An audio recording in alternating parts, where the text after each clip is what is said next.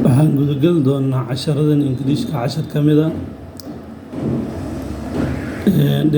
direction macnaha wuxuu ka hadlaa jihooyinka waana wada sheekaysi laba qof oo wada sheekaysanaysa waxaan ku soo gaabanay magacyadooda A iyo B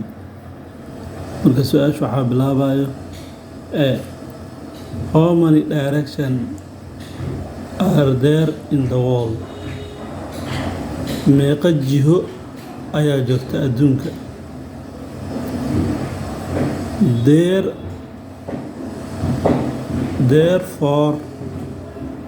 there are four direction in the world waxaa jira 4 jiho adduunka can you tell me ma ii sheegi kartaa their names magacyadooda yes I can tell you waan kuu sheegi karaa their names magacyadooda are waxay kala yihiin east bari west galbeed south koonfur north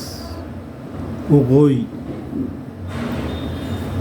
which direction do you Muslim people face when they want to pray muslimiinta markay rabaan inay dukadaan dhinacee u jeestaan Muslim people face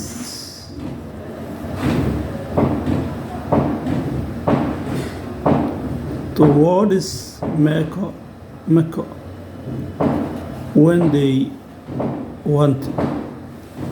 muslimiinta markay dukanayaan waxay wejigooda u jeediyaan Maka